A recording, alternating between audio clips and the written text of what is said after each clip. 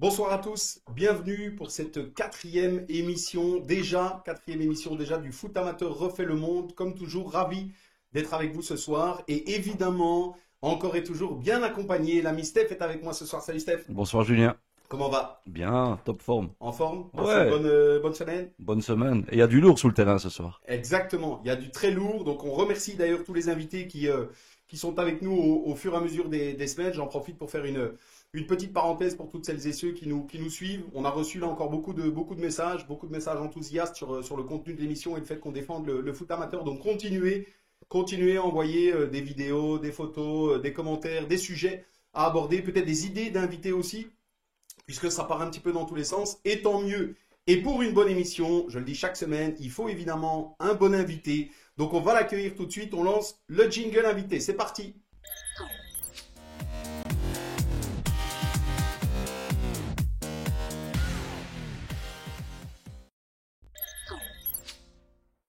Voilà. Et donc, pas de suspense, on l'a annoncé, on est ravi d'accueillir avec nous ce soir Mohamed Daman, alias Momo, si on peut se permettre. Mohamed, comment vas-tu? Est-ce que tu nous entends? Allô Mohamed? Alors, petit souci de connexion, on l'avait juste avant, je rassure tout le monde, il était bien avec nous.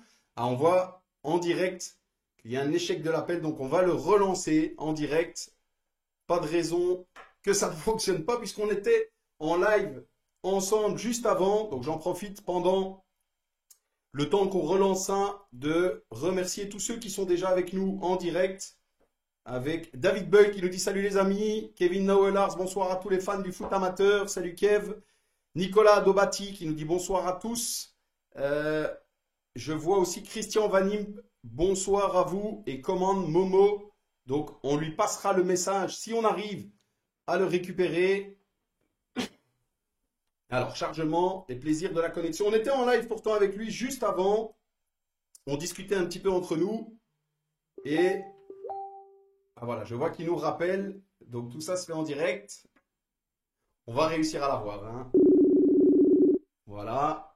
Je pense que c'est bien parti. On va récupérer Mohamed. Voilà, Voilà. Super. On est de retour. On s'est perdu un voilà. court instant. Mohamed, donc bonsoir, bienvenue. Est-ce que tu nous entends? Ouais, je vous entends très très bien. Bonsoir. On a eu un petit problème de connexion, mais là c'est parfait maintenant, nickel. Eh ben Impeccable. voilà, écoute, ce sont, comme on le dit chaque semaine, des choses qui arrivent. Malheureusement, on ne peut pas encore faire ça en présentiel, donc on aura le plaisir un jour, on l'espère, d'inviter nos invités justement en présentiel. Pour l'instant, c'est pas possible. On fait ça à distance et on s'en remet, toi comme nous, au plaisir de la connexion Internet, puisqu'on est tous liés à ça. Merci en tout cas, Mohamed. Donc je disais Mohamed alias Momo, si on peut se permettre. Qu'est-ce qu'on doit t'appeler? Qu'est-ce que tu préfères? Non, peu importe. À partir du moment où il y a des marques de respect, on peut m'appeler même d'un autre prénom, c'est pas de souci, Bah pas de écoute, problème. de toute façon ici, tout se fait avec le respect. Je le disais, justement, on a déjà quelques messages te concernant. Donc Valentin Spada qui nous dit salut à tous. On a un Christian pardon Vanimp qui nous dit bonsoir à vous et commande Momo. Donc on risque d'avoir Mohamed pendant l'émission pas mal de messages à ton attention. Donc je t'ai expliqué un petit peu le principe. On va aborder des sujets ensemble, mais on n'hésitera pas à interrompre de temps en temps pour adresser quelques messages. Et j'ai, alors Laura MTH, l'IS te regarde. Ça va, c'est l'amour de ma vie, ça. Donc, Lies, c'est mon fils, donc ça va. J'espère qu'il ira pas dormir trop tard, mais Eh ben voilà, voilà, eh ben écoute, il est là pour promis, mon fils le l'instant. fait. On est ensemble une petite heure, donc a priori, il ne devrait pas dormir trop tard normalement s'il nous suit jusqu'au bout. En tout cas, C'est comme ça. je l'ai dit, content d'être avec nous, que tu sois avec nous ce soir. On fait un petit retour rapide. Alors évidemment, Mohamed, on va pas faire toute ta carrière parce que sinon l'heure d'émission serait très vite partie. Mais on avait décidé de revenir un petit peu avec toi notamment sur ton rôle actuel à l'Olympique de Charleroi et puis le beau parcours que vous avez réalisé en coupe. Vous êtes finalement le dernier club amateur à avoir tenu le coup et à avoir brillamment éliminé de nombreuses équipes. On en touchera un mot. Comment ça s'est passé et comment la préparation s'est passée dans ces conditions difficiles? Mais voilà, comme vous l'avez bien souligné, c'était des conditions très très difficiles pour pouvoir préparer un match. Mais on a la chance dans ce club-là de pouvoir compter sur un président extraordinaire qui est Patrick Rémy. Quand on sait un petit peu ce qui s'est passé, surtout au niveau des clubs amateurs qui restaient encore en lice en Coupe de Belgique, où la plupart ont laissé tomber le match de coupe en profitant de quelques avantages financiers. Lui, il a dit non, on va jouer pour nos supporters et puis on va jouer pour l'honneur et pour là, mouiller le maillot et puis surtout pour respecter l'histoire de ce club. Donc on s'est préparé difficilement, mais voilà, ça nous a permis en tout cas de créer de nouveaux liens avec les joueurs qui ont rejoint le groupe depuis le mois de juillet. Donc ça a été une aventure extraordinaire, ça a été des moments courts certes, mais ça nous a permis en tout cas voilà, de vivre de beaux moments. C'est ça. On nous demande déjà, Momo, il y a un petit message déjà de Valentin Spada qui nous dit, on l'abordera un petit peu aussi. Momo, à quand un retour au Royal Framborin? Ah, c'est mes premiers amours, ça. Les Framborains, c'est eux qui m'ont révélé en Belgique. Donc forcément, voilà, quand on parle de ce club-là, ça me touche énormément. Surtout que, bah voilà, moi, le petit nordiste, quand je suis arrivé en Belgique, bah voilà, mes premiers pas, je les ai fait sur cette pelouse-là avec des gens extraordinaires. Le peuple borin, voilà, il ressemble énormément au peuple, ben, voilà, de là où je viens. Alors un retour au Framborin, voilà, c'est un petit peu compliqué parce que voilà, il y a les années maintenant qui commencent à peser, mais ça sera toujours un plaisir en tout cas de venir là-bas, de rencontrer les gens. Je pense notamment aux supporters et à ceux qui portent fièrement les couleurs de ce club. Je leur souhaite le meilleur. Et voilà quoi. Mais ils sont avec moi de toute façon. Même si je reviens pas un jour avec la vareuse sur le dos, je les transporte partout où je vais. Et je C'est les embrasse ça. très fort. Et il n'a pas précisé un retour, mais dans quel rôle, hein?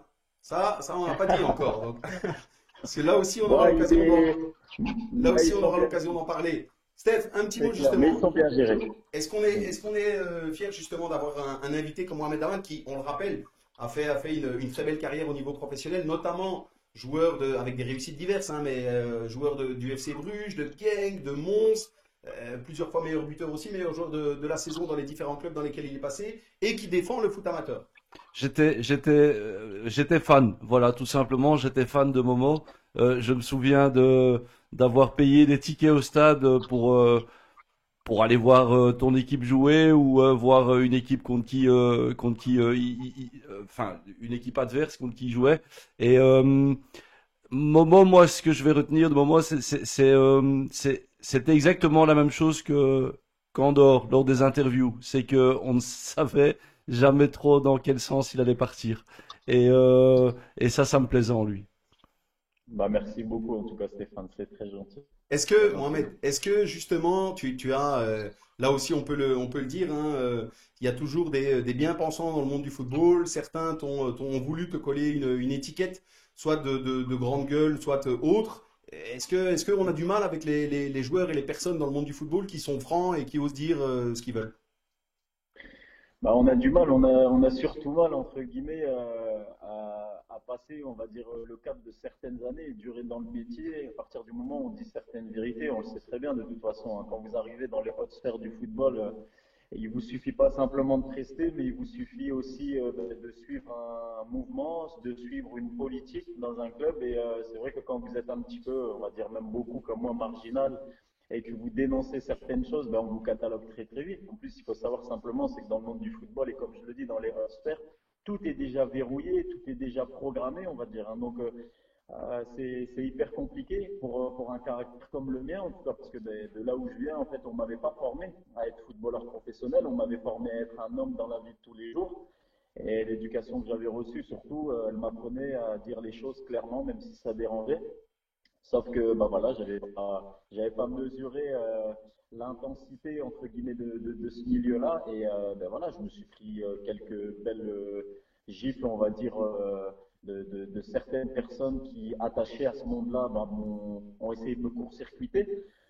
Mais voilà, c'était de bonne guerre parce que moi j'ai toujours dit ce que je pensais simplement parce que j'arrive pas à garder les choses pour moi et c'est comme ça. Après ça dérange énormément de monde, mais ça satisfait quand même énormément aussi de monde parce que pour le peu que j'aille me promener dans les quatre coins de la Belgique, parce que c'est vrai que j'ai fait pratiquement les quatre coins de la Belgique, hein, j'ai joué aussi même à Eupen, donc les régions germanophones. Il m'arrive de recroiser quand je vais faire mes courses ou alors des petits achats des personnes dans la rue.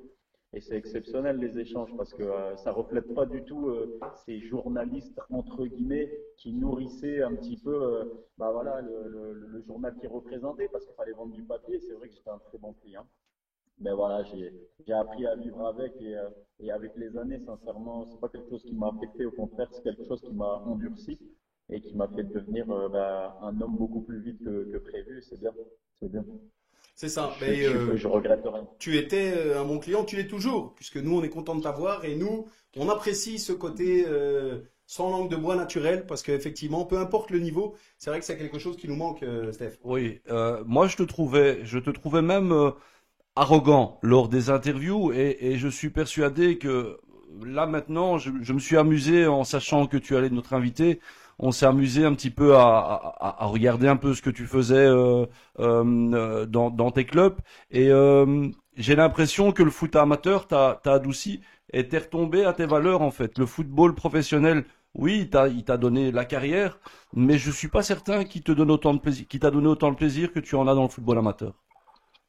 Non, mais après, le football amateur, il m'a jamais réellement quitté, hein. C'est-à-dire que même quand j'étais professionnel, je jouais le samedi soir, le dimanche, j'étais sur les terrains avec mes potes, j'allais les voir. Donc, je veux dire, j'ai toujours transporté ça avec moi. Après, il faut savoir une chose, c'est que quand vous devenez footballeur professionnel sans réellement le vouloir, parce que pour moi, c'est ce qui s'est passé. Je suis arrivé au Franc-Borin, j'ai suivi un entraîneur français qui s'appelait Jean-Marc Barnier.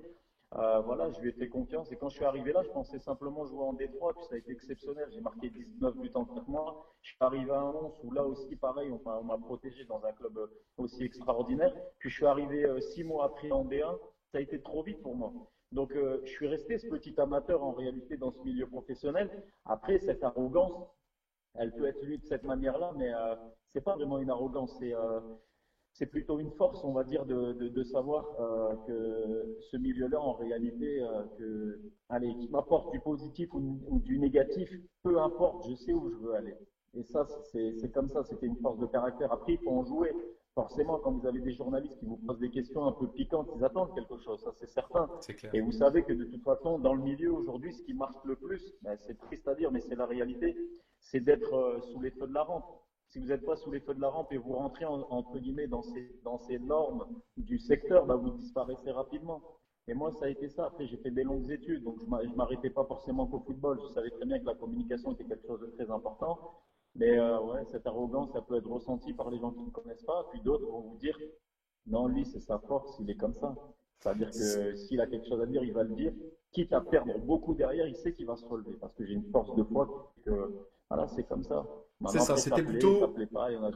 c'était plutôt la force de caractère qui pouvait être interprétée parfois, mais c'était plutôt la force de caractère. Oui, non, c'est certain, mais après, c'est le milieu qui est comme ça. Quand vous Ouais, arrivez c'est en ça. B1 et que vous êtes quand vous êtes un petit agneau, sincèrement, vous vous faites bouffer par le milieu. Et il y en a qui sont tombés dans des dépressions. On voit même dans des championnats étrangers des personnes qui se sont carrément suicidées. Moi, non, moi, il y avait une armure quand j'étais face aux journalistes et face aux caméras. Et je voulais montrer simplement que j'étais quelqu'un d'intouchable. Et c'est tout, c'était comme ça. Après, voilà, on aime, on n'aime pas. Exactement. Merci Mohamed. Je fais une petite coupure, quelques messages là parce que ça s'emballe un petit peu, tant mieux. Toutes celles et ceux qui nous suivent en live, n'hésitez pas d'abord à partager le live, qu'on soit un maximum ensemble. On est plus d'une quarantaine maintenant. On a quelques messages, encore une fois, à ton attention, Mohamed. Le premier, alors la prononciation, comme d'habitude, je le dis chaque semaine, désolé pour la prononciation. Sla Chebi qui dit Sla, ton beau-frère qui te suit de Paris. Un petit, un petit message à Ouais, ton c'est ça, attention. ouais. Eh ben voilà, il est Ouais, avec nous ce soir. Fred ouais, Dem qui nous dit j'admire cet homme au grand cœur. Quelle implication dans le secteur social d'Aumont. Très bien, on va justement en parler. David Boyle qui nous dit les gens francs et honnêtes sont souvent mal vus dans le monde du foot, malheureusement. Et Stéphane Bouillon qui nous dit et il n'a manqué que de venir à Sclessin et ça a failli, il me semble. Tu as failli à un moment ouais. donné, il y a eu des petites touches avec Sclessin. Ouais, en toute sincérité, ça a été mon erreur de ne pas signer. En fait, j'avais le compte, j'avais la proposition qui était sous mes yeux. Donc voilà, j'ai été rencontrer Luciano Donofrio, je devais signer au Standard. Et j'étais dans les bureaux, j'ai rencontré tout le monde, ça s'est vraiment super bien passé. J'avais Michel Prudhomme qui voulait réellement me faire venir. Et en fait, ce qui s'est passé, c'est que j'avais des agents à ce moment-là qui n'ont pas fait leur rôle, hein, c'est-à-dire qu'ils m'ont emmené ailleurs, c'est-à-dire qu'ils m'ont emmené à Genk, et là j'ai fait l'erreur de ma vie. Parce que en arrivant à Genk, en fait, il y avait un contrat de 4 ans qui m'attendait. On m'avait fait croire que j'allais être la superstar du club. Bon, bref, et je les ai écoutés, et j'ai signé à Genk. Mais voilà, ça a été une de mes erreurs, on va dire, un de mes regrets, c'est de pas avoir été à Sclessin. J'aurais dû signer. Mais voilà, c'est tout, c'est comme ça. C'est comme ça. Je suis sûr que Et on- c'était un club pour toi, vu avec des supporters, avec cette ferveur, t'aurais pu enflammer le stade. Je suis certain de ça. Bah, surtout que je suis fan à l'origine de l'Olympique de Marseille, et que l'Olympique de Marseille de Belgique, c'est Célestin, donc faut pas se mentir. Voilà, je sais que là-bas, avec des supporters bouillants, avec mon caractère et surtout ma rage de vaincre, ça aurait pu le faire. Tu Mais aurais pu le voilà, faire. on réécrit pas l'histoire, mais c'est clair que c'est un club extraordinaire, ce club. Exactement. Merci Mohamed. Un petit mot encore sur, on en avait parlé ensemble, on demande à chaque fois à notre invité de venir avec quelque chose qu'il souhaitait mettre en avant, un thème, une idée. Toi, justement, on a une personne qui en a parlé juste avant. Tu voulais mettre en avant ce côté social. Dis-nous un petit peu. Bah, on va dire remettre le social à sa place. Et je pense ce qui va peut-être sauver cette humanité qui part un petit peu en vrille hein, de jour en jour, parce que quand on le voit aujourd'hui avec les difficultés qu'on a par rapport à la Covid, etc., on se rend compte en fait que bah, les gens sont en train de se renfermer sur eux-mêmes et qu'aller frapper à la porte des gens justement et leur montrer notre humanité, c'est ce qui va peut-être renouer certains liens perdus par le passé, mais surtout replacer, on va dire le social dans un contexte principal et surtout dans cette, comment je pourrais dire ça, dans cette priorité de vie. Parce qu'il ne faut pas se mentir aujourd'hui, quand on regarde un petit peu ce qui se passe avec le gouvernement et tout, on est un peu perdu. Et les seules personnes qui se bougent sur le terrain, ben voilà, c'est les associations de quartier, c'est les ASBL. Et c'est vrai que ben, nous, on essaye d'intervenir dans notre secteur du mieux que l'on peut. On n'a pas forcément de gros moyens, donc c'est difficile de couvrir tout le monde, mais on le fait dans la vie de tous les jours. Et puis, ça se rattache fortement à ce secteur footballistique que j'aime tant, parce que on parle de football, on parle de monde pro, etc. Mais en toute sincérité, ce qui nourrit le monde du football, si ce n'est le peuple. Et quand on parle de peuple, bah forcément, on dit sport populaire, mais on dit aussi social. Et c'est ce qui, justement, rassemblait les gens auparavant. Aujourd'hui, maintenant, on est tombé dans cette sphère du football qui est un petit peu démago, qui part en vrille dans tous les sens du terme. On parle beaucoup d'argent, c'est du bling-bling, c'est tout, sauf, comme je le dis, ce côté social et populaire. Vous vous rendez compte aujourd'hui que, enfin, moi qui ai traversé toute la Belgique, ou même en France, je me rends des fois dans des clubs amateurs et je vois le prix qu'on demande, par exemple, à des familles modestes pour inscrire leurs gamins au foot. Quand je vois le prix des cotisations, si on a trois, quatre gamins, on les laisse à la maison. Et ça, ça fait mal. Donc, nous, on essaye de les accompagner justement dans le domaine sportif. On a ouvert un petit club de football où on fait plaisir aux gamins, on offre les licences, on offre les équipements et tout. Et puis, à côté de cela, on a tout ce qui est culturel, c'est-à-dire que on va frapper à la porte des gens et puis on essaye d'aider les gens dans la difficulté. Mais ça, je l'ai fait depuis toujours, sauf qu'avant, j'étais dans l'ombre, étant donné que j'étais footballeur professionnel. J'avais aussi des contrats publicitaires avec certains partenaires. Je pouvais faire tout et n'importe quoi. Mais maintenant que j'ai retrouvé ma liberté, bah voilà, je peux me mouiller, aller partout. Je veux dire, on va pas m'embêter si je vais dans une grande surface et puis je fais une promo pour un commerce ou alors que dans le club où j'étais avant, bah, il y en avait un autre et il fallait parler de lui et pas d'autre. Ah Bref, ouais, c'est c'est ça. très très Les compliqué. accords, les droits, les contrats. Mais voilà, c'est ça. Mais le social, c'est quelque chose de vibrant, c'est quelque chose d'extraordinaire parce que ouais, enfin, je pense que voilà, je suis pas le meilleur placé pour pouvoir parler de ça, mais dans ma petite structure, un petit merci, ça vaut certainement ce que j'ai vécu dans le monde du football quand je marquais un but et que j'avais 25 000 ou plus supporters qui applaudissaient ou qui scandaient votre nom. Là, vous savez que vous avez fait quelque chose de bien et que ça va durer dans le temps. Par C'est contre, le ça. football, bon bah voilà, on vous oublie rapidement. C'est comme ça. Très bien, merci Mohamed. On aura l'occasion d'y revenir justement dans la deuxième partie de manière un peu plus large. La première mi-temps avance déjà, comme j'en avais parlé, il est temps d'aborder un petit quiz pour celles et ceux qui nous suivent en direct pour l'instant. Peut-être qu'ils en apprendront encore un petit peu plus sur toi ou en tout cas sur tes préférences. Donc, je te le rappelle, c'est simplement un choix entre deux propositions. Donc, peut-être que les deux ne te conviennent pas. C'est simplement tu es plutôt. OK? Et le but, c'est d'essayer de répondre le plus vite possible. Donc, c'est le tiki-taka du quiz footballistique. OK? Ça marche. On a Ok. 15 questions. Si à la fin des 15 questions, tu as répondu du tac au tac, on t'applaudit et les auditeurs aussi. Bon, bah, ça va, là. OK? Nickel. Allez, ça marche. Attention. On est prêt? On est parti? Parti. Alors, Mohamed, tu es plutôt but ou passe décisive? Passe décisive. Reprise de volée ou tête plongeante? Reprise de volée. Bruges ou Genk? Bruges. Jupiler Ah League oui. ou Ligue 1 algérienne? J'ai pas entendu. Jupiler League ou Ligue 1 algérienne? Moi, Jupiler League. Paris ou Marseille? Marseille. Messi ou Ronaldo? Ronaldo. Bénévole ou dirigeant? Bénévole. 4-4-2 ou 4-3-3? 4-4-2.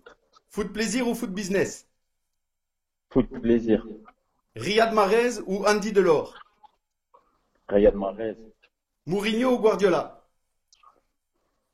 Mourinho. L'US Maubeuge en Ligue 1 ou l'Olympique de Charleroi en Pro League? Olympique Charleroi en Pro League sans hésiter. Les Fennecs qui gagnent la prochaine Cannes ou la France qui gagne la prochaine Coupe du Monde? Ah, les Fennecs, hein. Ah, ça c'est dur. Jouer, jouer jusqu'à 45 ans ou entraîner à 40 ans? Jouer jusqu'à 45 ans. Une dernière fois meilleur buteur ou transmettre son expérience aux plus jeunes? Transmettre aux plus jeunes. Et la dernière, foot amateur ou foot pro? Foot amateur. Ah, bravo, il a géré. Il a géré. Merci Mohamed. C'était facile, De rien. très facile. Il n'y avait pas de piège. Tu as On vu? a, on a hésité entre Broz et Mourinho. Ouais, oh, là, j'aurais pas pris Brosse, ça c'est certain. Mais juste une petite parenthèse, en fait, Pep Guardiola, c'est un super entraîneur, etc. Et tout. En fait, j'aime Mourinho. Pourquoi? C'est parce que au-delà de sa folie et tout ce qu'on veut, il est capable à un moment donné de redonner naissance à certains joueurs comme de les détruire. Mais C'est voilà, clair. il souffle le chaud et le froid. Après, il faut aimer, mais voilà, moi qui ai eu l'occasion de rencontrer des personnes qui l'ont vu en privé, ils m'ont dit que c'était quelqu'un d'extraordinaire. A contrario, avec Pep Guardiola, c'est quelqu'un qui est grimpé très très vite et qui a appris à changer au fur et à mesure du temps. Et Mohamed, Voilà. si tu as connu beaucoup d'entraîneurs, et on va dire beaucoup de bons, hein, il y en a eu des moins bons aussi, ça, voilà. Si Ouais. jamais, même si c'est difficile, si tu devais en sortir un. Sans hésiter, sincèrement. Enfin, après, il y a tous mes entraîneurs amateurs, je les embrasse parce que ils ont été extraordinaires, parce qu'ils m'ont accompagné voilà, dans mon éducation et dans mon enfance et tout. Donc, je les embrasse tous, ils sont nombreux voilà, à nommer. Donc, eux, je les regroupe. Mais sinon, carrière pro, sans hésiter, Albert Cartier. Albert Cartier, c'est Que tu as connu à Eupen, c'est ça? que j'ai connu à Ou à Eupen et à Mons? Mons Et à aussi en Mons, même ouais. temps. Ouais, mais il n'y a pas de mots pour le décrire parce que les gens ils le connaissent qu'à travers entre guillemets ses coups de gueule ou alors son caractère, mais en dehors c'est une crème, voilà, c'est un papa, il est exceptionnel. Sincèrement, c'est quelqu'un de grand. Ah bah écoute, merci. En tout cas là, le message est passé. On termine cette première mi-temps, donc merci d'avoir joué le jeu pour le quiz. On a encore de quoi discuter un petit peu ensemble. On va attaquer directement cette deuxième mi-temps avec d'autres sujets. À tout de suite, deuxième mi-temps.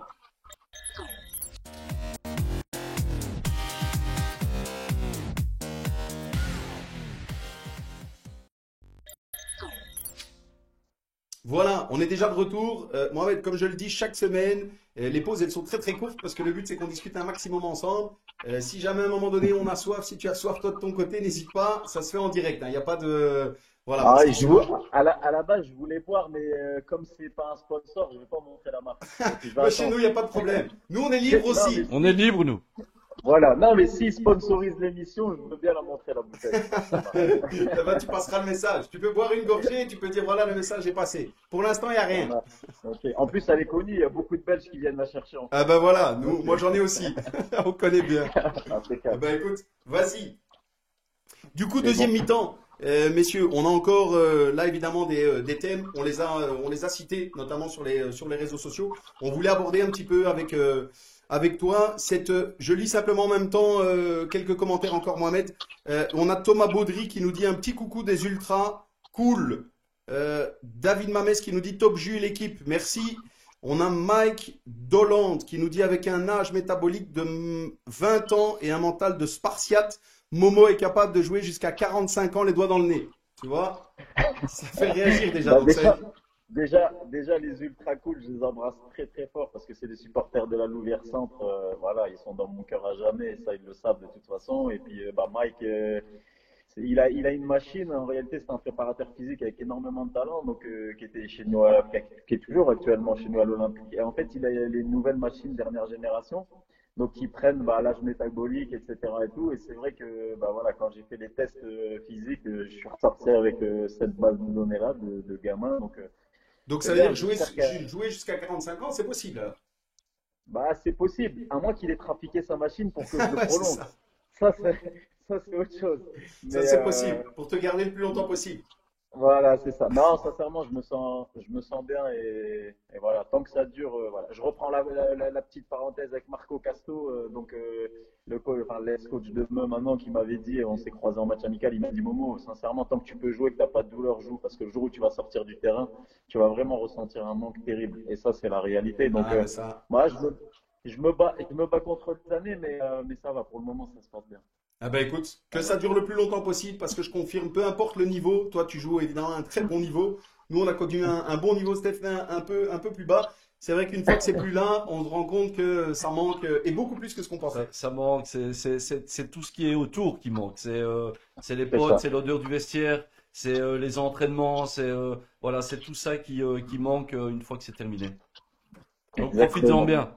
Même si tu Bah, triches un merci. peu, j'ai vu que tu tirais ton maillot au-dessus de ton short. T'as 2-3 kilos en trop quand même. Ouais, mais ça, c'est parce que le club, ils m'ont commandé un maillot trop petit. Ouais, voilà. Ouais, C'est un problème de taille, c'est ça. C'est ça, exactement. Ben écoute, c'est noté. On a encore un petit message. Alain Awot qu'on salue. Donc tous ceux qui nous suivent, encore une fois, on vous salue. N'hésitez pas à réagir. Qui dit merci pour toute cette saison, Momo. Bah, merci Alain. Bah, Alain, c'est un fidèle supporter de l'Olympique de Charleroi. Il y en a beaucoup aussi, mais voilà, toujours derrière l'équipe, que ça gagne, que ça perde. Donc voilà, je l'embrasse très très fort et merci en tout cas de nous avoir accueillis parce qu'on est étrangers, nous, hein, forcément au club, on vient d'arriver. Mais c'est ces personnes-là qui nous ont bah, voilà, accueillis de très bonne manière et qui nous ont mis dans de bonnes conditions. Donc il ne faut pas les oublier. Je les embrasse très fort et je leur dis déjà à la saison prochaine en espérant leur apporter beaucoup de bonheur. Eh ben écoute, en tout cas, ils ont l'air satisfaits. Alain Awot qui recommande en même temps que tu parles en disant vous avez fait plus pour les Dogs cette saison que depuis 20 ans. Donc voilà, tant mieux. Ça augure de bonnes choses pour la suite. On enchaîne quand même un petit peu, qu'on ait le temps d'aborder quelques sujets, même si tout le monde réagit. J'ai encore Christian Vanim, pardon, qui dit Momo, c'est un grand monsieur. Donc voilà, les messages affluent. Continuez. On essaiera d'en passer un Mais maximum. Vas-y. non, non, j'allais dire Christian, bah merci beaucoup pour tout ce qu'il apporte aussi au club. C'est pareil, c'est très gentil. J'embrasse son papa au passage. Eh ben voilà. J'enchaîne avec le point. On reprendra encore quelques commentaires parce que ça continue à arriver, donc tant mieux. On voulait faire un petit point avec toi, Mohamed, sur justement les multicasquettes qu'on peut avoir dans le monde du foot de manière générale, mais plus précisément entre nous, peut-être du foot amateur. On sait que tu es directeur sportif et joueur pour l'instant à l'Olympique de Charleroi. Tu as eu aussi une double casquette à la Louvière Centre. Dis-nous un petit peu comment ça se passe, comment c'est gérable au quotidien. Bah, en réalité, on va dire pour moi, c'est plutôt facile dans le sens où je reste le même, peu importe la fonction. Donc après, vous savez, il y a des personnes qui arrivent dans ce rôle-là et qui, à un moment donné, quand on leur place un petit bureau ou alors un poste à responsabilité, changent carrément de personnalité. Moi, non, moi, que ça soit directeur sportif, joueur, voire même président, à un moment donné, je l'ai été à la Louvière parce que j'ai voulu rendre service aux investisseurs qui étaient arrivés. Mais pour moi, c'est pas compliqué. Après, c'est certain que c'est des tâches qui demandent beaucoup, beaucoup, beaucoup de temps, beaucoup d'appels aussi. Donc, forcément, ça s'empiète énormément sur la vie privée parce qu'on a le côté joueur, déjà une, et puis après, de deux, on a la gestion du groupe, puis après, il y a la gestion du staff. Et c'est jamais facile. Puis après, on a des réunions aussi avec la présidence. Donc, après, moi, j'ai toujours aimé ça. J'ai toujours été un vagabond. Donc, moi, rester à ma place, c'est pas trop mon truc. Et puis, rester à la maison, cloîtré entre quatre murs, je pense que je pèterais les plombs. Donc, voilà, ça anime ma vie et c'est parfait. Donc, moi, je le prends dans le bon sens. Il y a tout ce qui est administratif. Ça m'a servi justement, ce passage à la Louvière Centre, ça m'a servi justement à apprendre, mais rapidement, parce qu'il fallait agir rapidement pour pouvoir bah, remettre le club sur rail et puis lui apporter un titre de champion qu'il attendait après tant d'années. Donc, dans cette vitesse, dans cette course à la réussite, entre guillemets, mais j'ai appris beaucoup de choses et j'apprends toujours aujourd'hui. Donc, moi, je suis un petit directeur sportif, un petit manager ou peu importe, mais j'apprends, je regarde Et c'est toutes les composantes autour de moi en réalité qui me facilitent la tâche et je les remercie parce que c'est vraiment ça en fait qu'il faut faire. Quand vous arrivez dans ce statut, peu importe mon amateur ou mon professionnel, c'est toutes ces petites fourmis dans l'ombre en réalité qui bossent. Et moi, sans un groupe de joueurs, sans un staff, sans une direction, mais je suis rien. Donc voilà, j'essaye d'apporter ma pierre à l'édifice. Et puis c'est vrai que après j'ai ce caractère de pouvoir voilà, rebondir rapidement, remotiver les troupes, puis aussi à un moment donné prendre des décisions difficiles. Je pèse le pour et le contre. Je parle avec mon groupe, je parle avec voilà le collectif. Et puis après c'est assez simple. Franchement, quand vous êtes naturel et quand vous êtes humain surtout, parce que ça c'est le plus important, mais il peut rien vous arriver. Parce que les gens, vous les respectez et inversement, ils vous respectent. Et ceux qui vous respectent pas, voilà, vous vous séparez, puis vous avez l'occasion, entre guillemets, de leur dire les quatre vérités, puis ils repartent en étant, je pense, coupables déjà d'une, et puis de deux, ça les fait grandir. Voilà, donc moi, aucun problème avec ça. Merci Mohamed. Steph, et on n'en a pas beaucoup des joueurs avec une telle carrière qui ont une telle humilité dans ce qu'ils peuvent apporter au niveau des clubs. Mais j'ai l'impression qu'il est rassembleur. Il parvient à rassembler les gens et c'est vraiment difficile ce qu'il cumule parce que ça le force à être quasi irréprochable sur le terrain.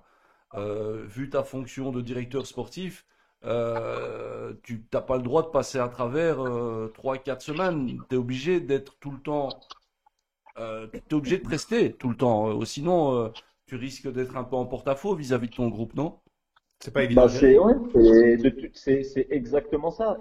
Mais en même temps, c'est une double motivation parce que au-delà du fait de devoir montrer l'exemple et surtout d'être équitable, hein, parce que quand vous avez un poste à responsabilité, vous pouvez pas vous permettre entre guillemets de faire le dictateur. Ça n'existe pas en tout cas dans mon chef. Moi, j'ai été éduqué de manière où famille nombreuse, donc j'avais des grands frères au-dessus, j'ai un petit frère en dessous aussi pareil. Et il a fallu se battre, mais respecter tout le monde, c'est un peu pareil dans une famille football. C'est-à-dire, vous respectez tout le monde, je respecte le plus petit comme le plus ancien. C'est-à-dire qu'aujourd'hui, j'ai la case du plus ancien, mais quand je suis sur le terrain, quand je dis double motivation, c'est que, ça me motive à être performant. Pourquoi? Pour montrer l'exemple déjà d'une. Et puis de deux, pour moi-même, dépasser certaines limites. J'aurais pu faire comme la plupart de mes collègues avec qui j'ai fait ma carrière, et puis arrêter tranquille, et puis me mettre chez moi dans mon petit canapé, regarder les matchs. Non, moi je me suis dit, je vais essayer d'être un leitmotiv, une locomotive entre guillemets aussi pour les gamins derrière moi. Et c'est ce qui a fait que j'ai fini deuxième meilleur buteur du championnat quand j'étais à la Louvière Centre. Et ce qui me permet aussi d'être décisif dans certains matchs en passe décisive ou en but. Et c'est bien, moi je remercie les gamins. Mais comme je l'ai dit, c'est compliqué à partir du moment où on triche. Mais quand on triche pas, c'est parfait. Parce que quand vous arrivez dans un club et que vous avez justement cette double casquette, forcément les gens qui sont à l'extérieur, ils se disent, il est directeur sportif, il va jouer tous les matchs. De toute façon, s'il joue pas, ça va être problématique. Et puis il y a le groupe restreint, et puis il y a les joueurs, et puis forcément ceux qui ont une certaine crédibilité. Quand ils parlent, c'est ceux qui partent et qui quittent le club, pas ceux qui restent, parce que ceux qui restent, on va dire, ils sont formatés pour répondre dans le sens de Mohamed Daman. Mais par contre, quand vous prenez des joueurs qui sont partis et qui vous disent, Mohamed Daman, il est comment à l'entraînement? Il va vous dire, ah ouais, mais lui, il lâche rien. Ouais, il avance il plus. lâche rien sur le terrain. Ouais. Ah ouais, voilà. Non, ils disent pas ça, au contraire. Ils disent, il lâche rien, il met des pains. Je veux dire, s'il peut marquer, il va marquer. Il a la rage de vaincre. Et puis tous mes pénaltys que j'ai provoqués, je les laisse aux jeunes. Pourquoi? Parce que j'ai besoin de les mettre en avant et ça c'est très très important. Et après, je sais m'effacer. Par contre, s'il y a un attaquant qui arrive, un jeune, et qui pense que la place elle est déjà offerte, en réalité, ça serait entre guillemets être autre chose que moi-même que de lui laisser la place facilement. C'est-à-dire que je veux le pousser dans ses retranchements. Et ça, c'est important parce que cette concurrence qu'il va connaître dans le monde amateur, s'il a un rêve un jour de devenir professionnel, il va la connaître fois 10 dans le monde professionnel. On lui laissera pas le choix. Et moi, c'est ce que j'ai envie d'installer. Maintenant, voilà, j'ai la chance que les prestations, elles sont bonnes. Mais le jour où je serai plus bon, j'espère sincèrement, et c'est pour ça aussi que j'ai pris un staff avec beaucoup de caractère, qui me diront clairement les choses, mais ne vous inquiétez pas, hein, sur les réseaux, en commentaire, ou alors même carrément à l'entraînement, on finira par le dire et puis je comprendrai rapidement, ça c'est sûr. Tu interviens dans les compositions? Sincèrement, franchement, c'est une question qu'on me pose souvent. On dit carrément, en toute franchise, on dit ouais, c'est Daman qui fait l'équipe.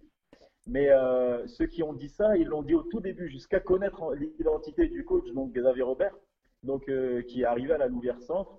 Et puis les gens, à force de discuter avec lui et de voir sa philosophie de vie, mais aussi des joueurs qu'il a eu entre ses mains et qui ont parlé pour lui après être parti du club, ben, ils effacent un petit peu cette chose-là. Mais ça, c'est un petit peu l'idée facile des gens qui sont à l'extérieur. C'est un peu comme dans les stades, hein, c'est Bien pareil. Hein, sûr. vous avez 25 000 supporters, vous avez 25 000 coachs. Ils racontent tout et n'importe quoi. Ils sont pas à l'intérieur, ils sont pas dans le vestiaire, ils savent pas ce qui se passe. Par contre, s'il y a bien une chose où j'interviens, c'est sur ce que le coach ne voit pas. C'est-à-dire que le coach, va forcément, il est là, il parle aux joueurs, il anime les séances, etc. Il fait ses choix. Et puis, il y a la partie vestiaire où on est entre joueurs, on est entre nous.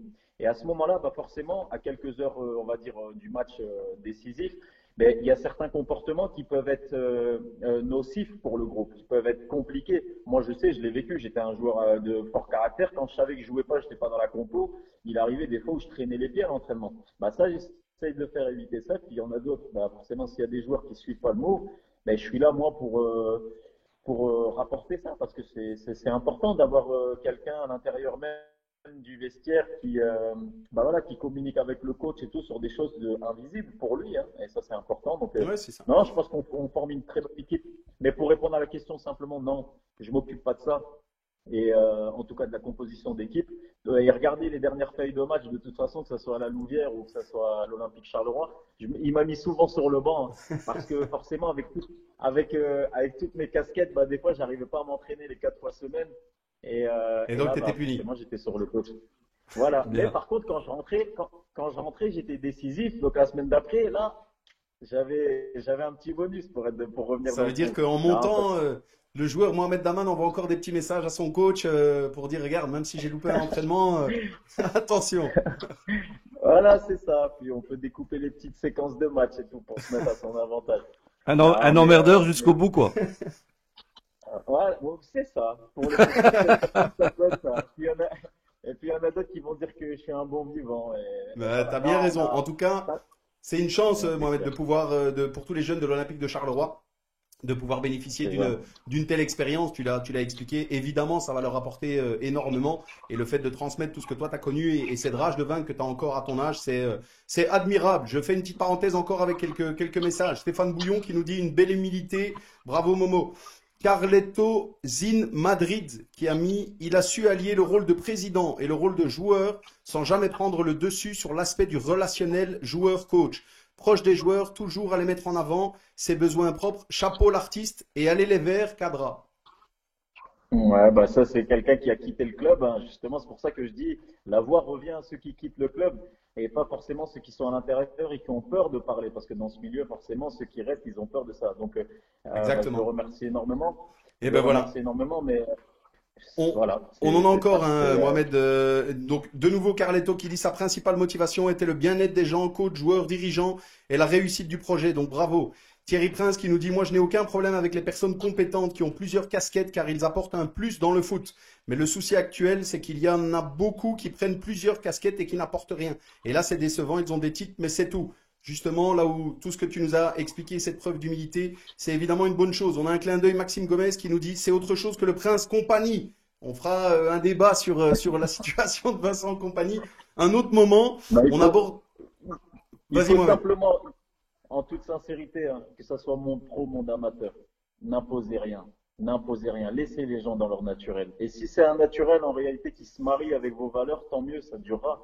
Mais si c'est pas le cas, tant pis, c'est pas grave, on changera. Mais ce qui se passe au-dessus, par exemple, je prends Vince à compagnie qui est à Anderlecht, c'est parce qu'à un moment donné, il laisse trop paraître des choses où il impose. Et il faut jamais imposer. C'est Parce que ça. comme j'ai dit, pour revenir à la source, on parle de sport populaire avant tout. Je pense que ceux qui pratiquent le football et qui veulent en faire leur profession, ils aiment ce sport.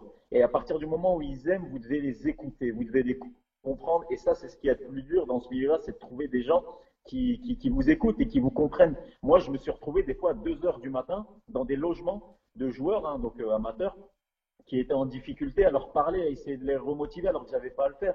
Parce que voilà, j'ai ma carrière qui est derrière moi, je veux dire, mais qui m'a apporté beaucoup de bonus dans la vie de tous les jours. J'ai pas fait une très très grande carrière, mais j'ai fait une carrière modeste, mais qui m'a permis tout cas de me sécuriser dans la vie de tous les jours. Mais j'aurais pu faire ça, j'aurais pu être hautain en arrivant et dire, ah, moi j'ai joué là. Mais non, mais j'ai joué nulle part. Parce qu'on finira au même endroit. Et c'est ça qu'il faut faire. C'est simplement, à un moment donné, replacer les priorités. Et les priorités, pour moi, c'est un, pour le football, sport populaire.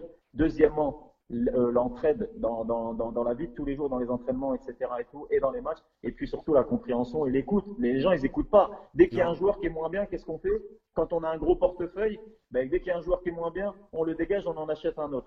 Mais comment voulez-vous après récupérer des joueurs? C'est pas possible. Donc, mais bon, bref, après ça c'est. C'est ce fameux pense que foot c'est business qu'on voilà, c'est ça. déteste tant, Mohamed. Justement, par rapport à ça, un petit mot rapide parce que le Ouais. temps passe.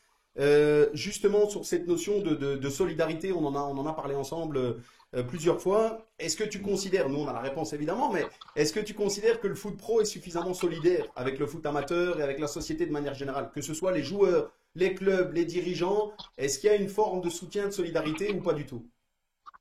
Bah, sincèrement, j'en reviens à ce que je vous disais tout à l'heure. Non, non, mais On est d'accord. catégorique. Pourquoi? Mais comment c'est Non possible ça? catégorique. Comment c'est possible? Mais, mais c'est possible à partir du moment où vous portez des œillères, à partir du moment où vous voulez pas voir les choses. C'est-à-dire que ceux qui nourrissent le football professionnel à l'heure actuelle et comme depuis la nuit des temps, c'est qui? C'est le peuple. Et à partir du moment où le peuple ne se réveillera pas, entre guillemets, contre ces instances, c'est-à-dire professionnelles, hein, et je ne parle pas forcément que de l'Union belge, mais ça se passe partout, ben, on n'avancera pas au niveau amateur. Pourquoi? Parce que quand vous regardez qui nourrit ce football pro, c'est qui? C'est le peuple, comme j'ai dit, je le répète, parce qu'on achète les abonnements, on s'abonne à la télé, on va, entre guillemets, dévaliser les buvettes et puis remplir les poches de tout le monde. Donc, mais s'il n'y a pas d'influence, forcément, il n'y a pas de sponsor, il n'y a pas de visibilité, il n'y a pas de droit télé, il n'y a rien, et puis le football pro, il s'écroule. Par contre, à contrario, le monde amateur est délaissé aujourd'hui. Pourquoi? Bah pour aller nourrir entre guillemets le monde professionnel. Et ça devient très très compliqué. C'est-à-dire que quand vous me posez la question de savoir si le monde pro il aide des amateurs, mais non, jamais de la vie. Vous croyez sincèrement quand vous êtes sur un, allez, comment on appelle ça? Vous êtes sur un, allez, sur un piédestal, vous êtes dans un univers où il y a strass et paillettes, il y a beaucoup d'avantages, vous allez aller vous salir, vous allez redescendre au niveau amateur pour aller voir les gens et leur dire, bon, on va vous trouver des solutions. Bah, vous savez, le monde du football, il est exceptionnel parce il a l'image en réalité de la société. Vous pensez sincèrement qu'un chef d'État ou un chef du gouvernement, il va venir réellement salir dans les quartiers ou Non, bien sûr. Mais c'est triste, Mohamed. C'est triste. Dans le football, non, on mais défend c'est des triste. valeurs d'esprit d'équipe, de cohésion, et finalement, dans ce milieu, on a l'impression qu'en dehors, c'est l'opposé. Non, mais ça c'est de la musique, ça c'est de la flûte.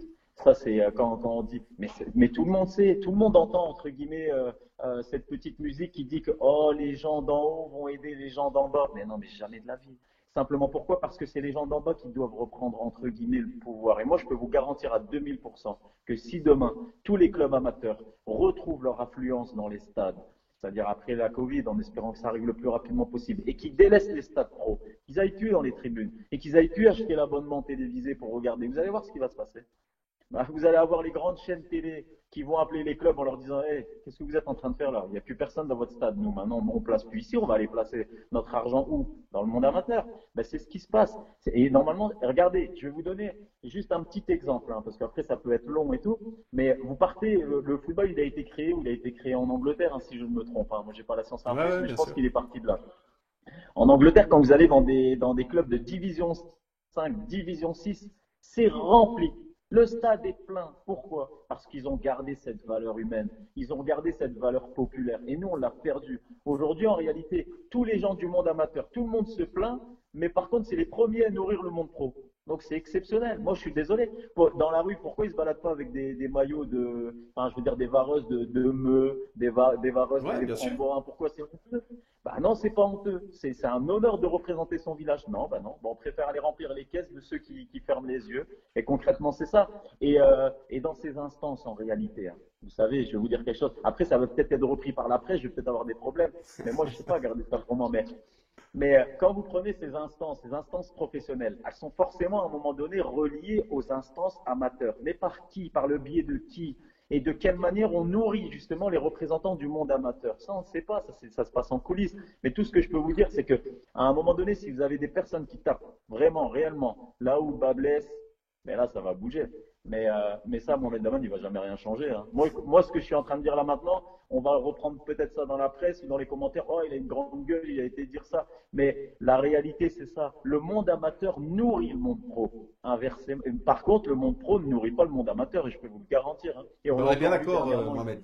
On est bien d'accord. Mais On on a l'a vu exactement dernièrement. le même sentiment. Et je vais te dire honnêtement, Mais non, je mais trouve que ça fait beaucoup de bien d'entendre quelqu'un qui a vécu de nombreuses années dans le monde pro, qui justement tient ce discours-là. Ça fait d'ailleurs réagir pas mal de monde, justement, sur notre page, qui dit on connaissait le joueur, pas l'homme. Je suis d'accord avec les discours, je partage son idée. En Angleterre, c'est différent, mais on ne peut pas comparer la Belgique et l'Angleterre, évidemment. Mais on parlait de cette notion de oui, soutien, mais ça fait du bien d'entendre ça. Steph, Mais rapidement un petit mot, après on passe à la troisième mi-temps, messieurs, parce qu'on déborde là, on déborde. ouais, ben écoute, Bobo, on a eu plus ou moins la même réflexion que toi, hein. C'est pour ça qu'on a décidé à un moment donné d'ouvrir cette tribune et de parler du foot amateur, parce que Exactement. même dans les médias, alors on le fait avec nos moyens évidemment, mais ça a le mérite d'être fait. Et Toujours on nous pas, a dit aussi au départ, sorry Steph, on nous a dit de toute façon ça intéressera personne. Vous avez parlé voilà. du foot amateur, le foot amateur, Alors ça ne fait pas vendre. on raisonnait de la même manière que toi, en fin de compte. Le calcul, il est tout simple, hein. Il y a combien de professionnels ici dans ce pays et il y a combien d'amateurs? Et il y a aucun média, il y a aucun sponsor, il y a personne qui s'intéresse. C'est assez étrange. Et nous, comme voilà, je viens de le dire, avec nos petits moyens, on a décidé de le mettre en valeur. Et on passera comme ça de toi, D3, à la P4, à la P2, Nous on et n'exclut ainsi de suite. personne. mais et sincèrement, c'est tout à votre honneur et c'est exceptionnel parce que il faut rendre à César ce qui lui appartient. Et comme je vous l'ai dit, le football appartient au monde populaire. Et peu importe ce qu'ils disent en haut, c'est toute une histoire, certes, de business et tout. Et j'en ferai peut-être partie un jour, hein, d'un projet qui sera au monde professionnel, mais avec mes idées. Et je mourrai certainement avec ces idées-là. Mais tout ce que je peux vous dire, c'est que votre émission, hein, comme le monde amateur, c'est la même chose. C'est que c'est aux gens du peuple, aux gens qui aiment le foot amateur. Parce que vous le dites tout à l'heure, il y a combien de professionnels, combien de personnes amateurs. Mais c'est comme les soupers le dimanche. À votre table, vous avez combien de personnes qui sont dans le monde amateur et combien de personnes qui sont dans le monde professionnel. Mais bizarrement, vous allez allumer votre télé, vous allez nourrir le monde pro et pas aller voir le gamin, enfin, je veux dire le petit-fils ou le fils ou l'enfant dans son club amateur et aller le soutenir. Aujourd'hui, le football amateur, s'il est en train de mourir petit à petit, c'est par son manque, entre guillemets, de soutien populaire. Et sincèrement, c'est ça. Il faut que les gens reviennent au stade et qu'ils viennent se faire plaisir et qu'ils éteignent leur télé. Et vous allez voir, ça va changer. Comme pour votre émission, hein. J'espère qu'il y aura énormément de personnes du monde amateur qui viendront vous soutenir parce que c'est important de véhiculer les vraies choses de la vie et les vraies choses forcément de ce sport. Merci Mohamed, Merci, Bobo. c'est très gentil. Et je fais encore une petite parenthèse, hein, j'essaye de couper le débordement parce on va loin. Khalid Talbi qui dit le pouvoir au peuple du foot d'en bas. C'est exactement ça. Kevin Brusli qui nous dit je connaissais Momo Daman de nom et comme joueur professionnel, mais là je découvre sa personnalité, sa mentalité. J'adore ses discours. Franchement, top. La page des anciens de la Royale Union Saint-Gilloise qu'on salue aussi qui nous dit le foot amateur anglais. Excellent exemple. Merci pour ce discours, monsieur Daman, en espérant que vous soyez entendu. Donc là encore, c'est bien. Je pense qu'on est tous d'accord. Et donc merci pour ce beau discours. On a encore Brian Berthiaud qui nous dit juste à l'instant, la classe comme toujours, Momodinho, tu m'as fait rêver pendant ma jeunesse à l'époque du RAEC Mons et avoir pu jouer avec toi à pâturage en provincial pendant une saison était exceptionnel. Exact. Un petit Voilà, bisou tu as pas mal de à mon messages, petit Mohamed. Je suis obligé d'écourter un tout petit peu parce qu'on a encore un petit peu de sujet à aborder en troisième mi-temps. Et donc on attaque tout de suite la troisième mi-temps, messieurs. C'est parti.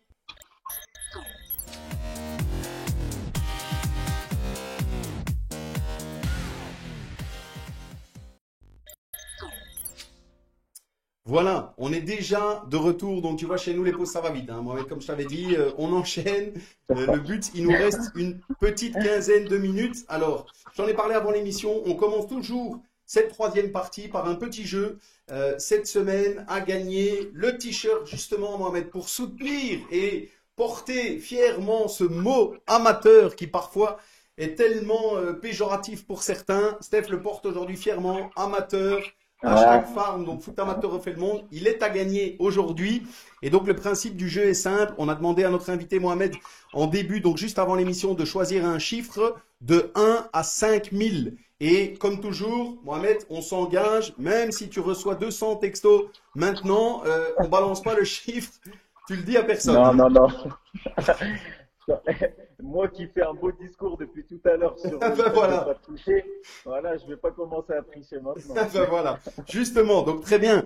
On tient ça entre nous, le chiffre est là, on l'a noté, Mohamed nous l'a donné. Donc de 1 à 5000, balancez simplement votre chiffre en commentaire. Je précise, pour ceux qui ne connaissent pas encore, on ne participe qu'une fois. Évidemment, un seul numéro, pas besoin de mettre 600 commentaires en se disant que je vais taper tous les numéros que je peux, ça ne comptera pas.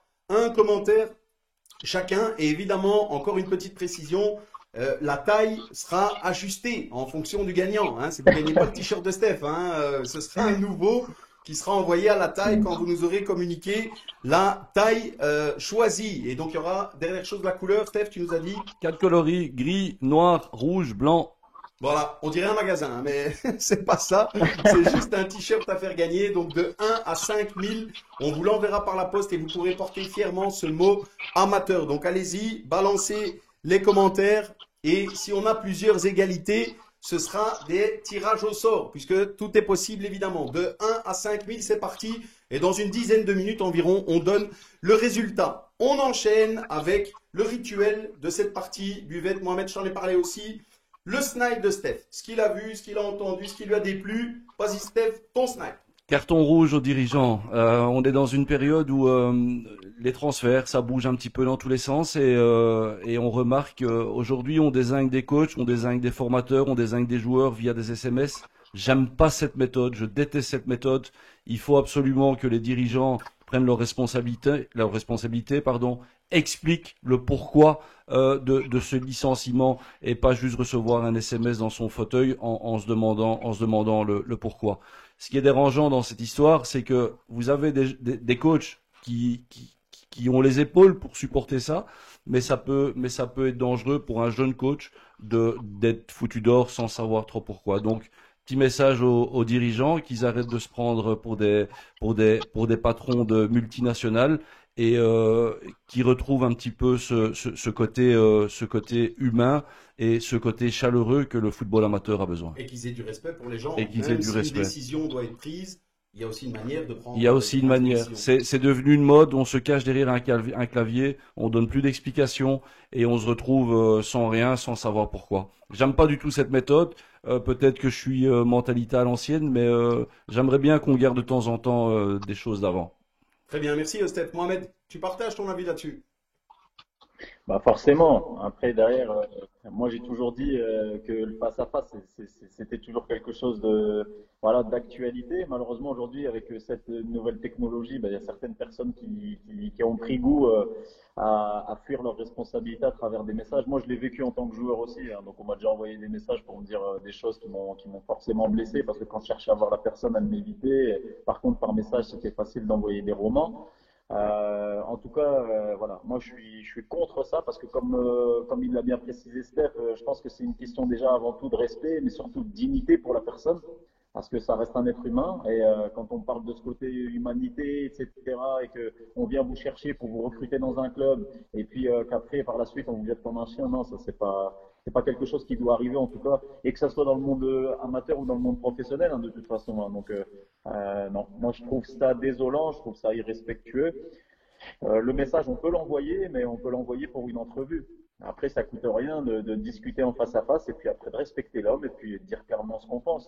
Et voilà. Mais C'est voilà. ça. Merci. Malheureusement, c'est comme ça.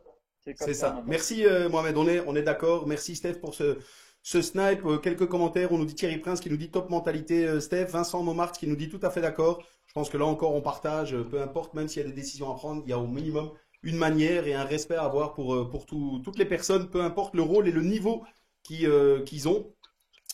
On continue, messieurs, avec après le snipe de Steph, un petit coup de cœur. À chaque fois, une bonne action, quelque chose qu'on avait envie de mettre en avant. Donc, toute l'équipe du foot amateur refait le monde. Cette fois-ci, on va du côté du RWDM, un club que j'affectionne particulièrement pour y avoir joué. Steph, tu aimes bien aussi, hein, je pense. Ouais. C'est ma formation. Voilà, formation aussi. Donc, ça nous parle évidemment, mais on voulait quand même les mettre en avant puisqu'ils ont lancé une collecte de fonds pour la construction d'un espace dédié aux personnes à mobilité réduite. Nous, on a trouvé ça tout à fait honorable. Là encore, c'est ce genre d'action, on trouve, il devrait y en avoir plus très clairement dans le milieu du foot amateur. Donc ils étaient, les personnes à mobilité réduite étaient du côté de la Croix-Rouge et ils vont construire maintenant juste à côté du bloc A pour leur permettre d'avoir l'ambiance. Ce sera accessible en intérieur et en extérieur et pour ce faire, ils ont lancé une collecte de fonds pour que tout le monde puisse participer. Ils vendent des tickets virtuels comme si on assistait à une rencontre et ça permettra de financer cet espace. Donc voilà, nous on a trouvé ça extrêmement honorable, on les félicite et comme je le dis chaque semaine, dès qu'on voit une bonne action, on le met en avant puisque des actions comme ça, on en a besoin dans le foot amateur et on en a tout le temps besoin. Voilà, la parenthèse est faite. On enchaîne. Une petite vidéo, Mohamed, je t'en ai parlé aussi, très rapide. Les gens ont trop souvent une mauvaise image du niveau du foot amateur. Parfois, ils ont un peu raison, hein, faut être honnête, ça dépend du niveau. Bon, on a connu quelques pépites, je pense. Donc voilà, une petite vidéo, c'est moins d'une minute. Ça va très très vite. On balance ça et puis on en parle ensemble. C'est parti.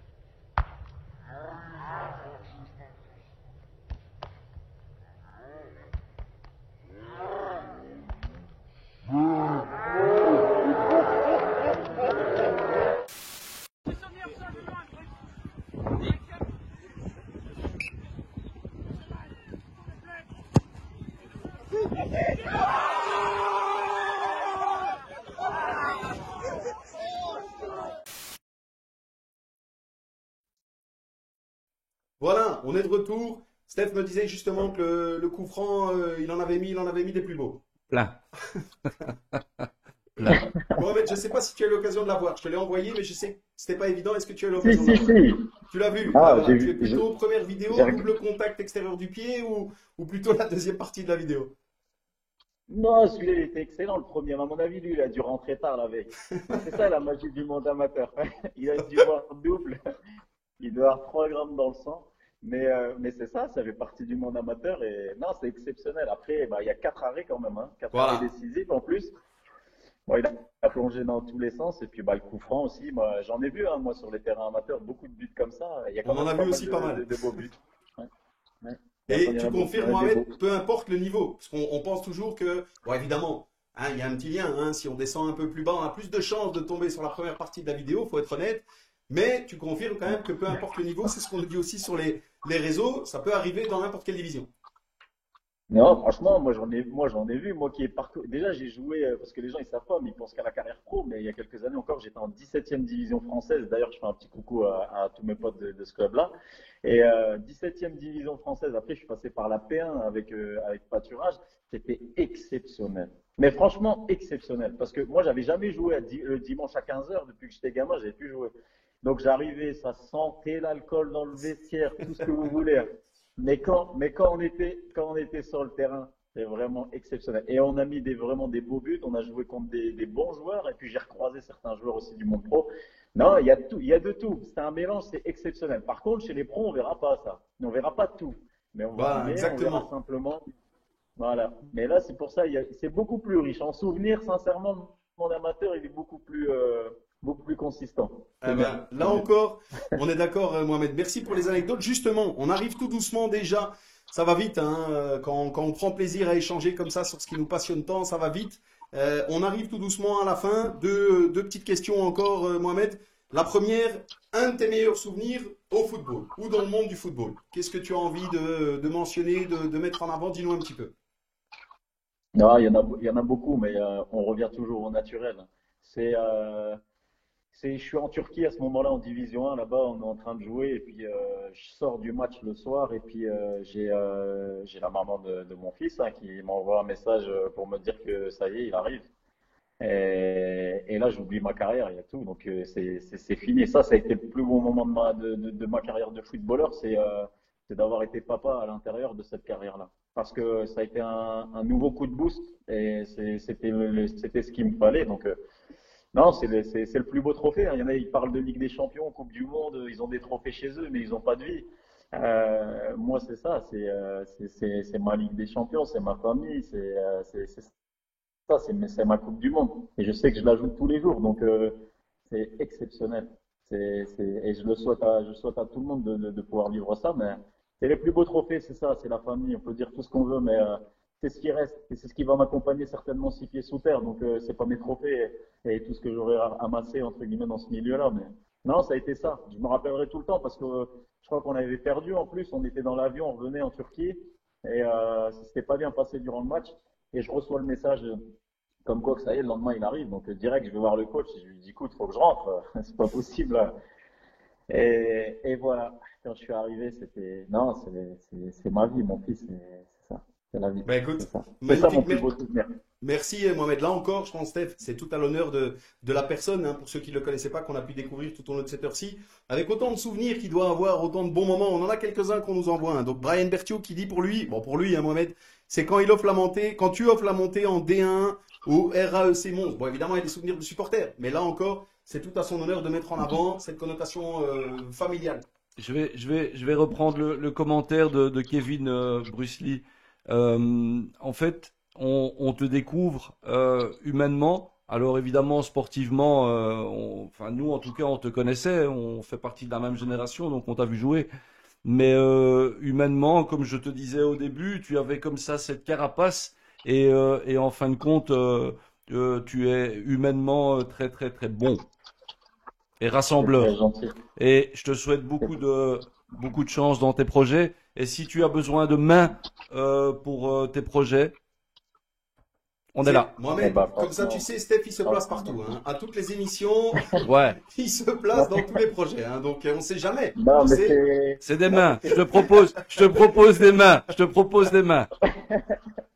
non, mais c'est très gentil. Et franchement, c'est bien. Mais comme je le disais tout à l'heure, il faut s'adapter à cette vie, hein, mondaine, hein. C'est-à-dire que peu importe le statut que vous allez avoir ou peu importe la société dans laquelle vous allez vous retrouver, soit monde pro, monde amateur, il faut vous construire une carapace. Moi, j'ai pas eu le choix. Donc c'est vrai que les gens j'ai rarement laissé rentrer des gens dans ma vie privée, intime. Donc on me jugeait qu'à travers les interviews et tout. Mais cette carapace, j'étais obligé parce que dans ce milieu, vous vous faites démonter. Je vais pas vous citer le nombre d'exemples qu'il y a de joueurs qui sont tombés après dans des dépressions, mais simplement parce qu'il est compliqué ce milieu-là. Il faut que vous soyez un objet avant tout et puis un être humain. Donc moi, ça m'a aidé. Et enfin, je terminerai, Stéphane, merci beaucoup. Ouais, pourquoi pas un jour, on a des missions, on a traversé la frontière. À la base, je faisais des missions humanitaires en France et puis on a débordé un petit peu maintenant du côté belge et ça se passe bien. Donc c'est vrai qu'à l'occasion, quand tout ira bien, si on fait une grande manifestation et tout, bah, tu seras le bienvenu. D'ailleurs, même toi aussi, Julien. merci. Même si tu t'es pas proposé, va falloir que tu mettes tes mains. J'accompagnerai Steph. Moi, je fais le chauffeur. Ouais. Je sais que vous l'avez déjà fait dans votre vie de tous les jours et ça, je suis persuadé parce que ça sent que vous êtes des Oui, personnes moi bien, mais je le fais. Je travaille dans le social, donc Moi aussi, ah bah je le voilà. fais. j'intègre beaucoup cette Eh ben notion-là au voilà. quotidien. Donc c'est pour ça que je te propose mon aide. Et justement, Eh ben Mohamed, c'est par très rapport à gentil. ça, moi, évidemment, je me joins à Steph. On a pas mal de commentaires qui nous disent très belle émission, 1 heure avec un tel invité, c'est trop court. Il avait encore tellement de choses à nous relater. Une autre personne, Nathalie, qui nous dit, je n'y connais rien au foot, mais votre invité a de belles valeurs, vraiment. Donc là encore, je me joins à tous ces commentaires. On a eu l'occasion d'échanger un petit peu en dehors, Mohamed. Merci C'est beaucoup ça. pour ta disponibilité, pour les valeurs que tu représentes, parce que là encore, je trouve que tu es un digne représentant du monde du football, en dehors de ce foot business qu'on déteste tant, et plutôt sur cette notion voilà, de représentation de valeurs, de solidarité. Donc bravo à toi. On termine, on y est presque. On termine, il nous reste à toi, Mohamed, un petit message que tu peux adresser à qui tu as envie, au monde du foot amateur, à ton club, tes supporters, ce que tu veux pour le futur. Bah, on va rester équitable, hein, on va rester équitable jusqu'au bout. Je vais adresser un message simplement à tout le monde parce que j'aurais pu faire simplement pour les supporters de l'Olympique Charleroi ou ceux qui m'ont connu, mais non, je vais faire un message pour tout le monde. Euh, Peu importe ce qu'on dit de vous, de toute façon dans la vie de tous les jours, etc. Surtout, pensez juste à une chose, c'est que restez vous-même et gardez surtout ces valeurs qu'on vous a enseignées durant l'enfance, parce que je pars du principe que quand on était enfant, tous, on l'a tous été, hein, donc avant d'être adultes, on nous a inculqué certaines valeurs qui sommeillent soit en nous ou qui ressortent à un moment donné dans la vie de tous les jours. Donc, et c'est ces valeurs-là que vous devez remettre au goût du jour, peu importe ce qu'on dira de vous. On vous critiquera tout le temps, que vous fassiez bien ou mauvais. Donc, voilà, soyez vous-même, soyez solidaires entre vous. Ça, c'est le plus important. Surtout, prenez soin de vous, parce qu'on est dans une ère très, très compliquée. Et si le football vient nous apporter quelques moments de bonheur, c'est la réalité. C'est pas forcément une priorité. La priorité, c'est de prendre soin de soi, prendre soin des autres, et puis ben voilà, perdurer dans le temps, surtout pour pouvoir partager des moments de bonheur. Donc moi, je vous souhaite tout le bonheur du monde. Ça a été un plaisir pour moi de partager cette émission avec vous. Quand bien même elle vient de démarrer et que vous n'avez pas forcément beaucoup de personnes qui vous suivent, moi je suis persuadé que si vous continuez dans ce sens-là, ça ira. Et si je peux vous être utile à l'avenir, pas dans une émission ou dans une émission ou alors même sur le terrain, vous pouvez compter sur moi. Il n'y a pas de statut dans la vie. Peu importe ce que j'ai connu, on s'en fout de ça. Eh ben, là encore, le meilleur mot, Mohamed, pour tout ça, c'est merci, évidemment. On a beaucoup apprécié l'échange.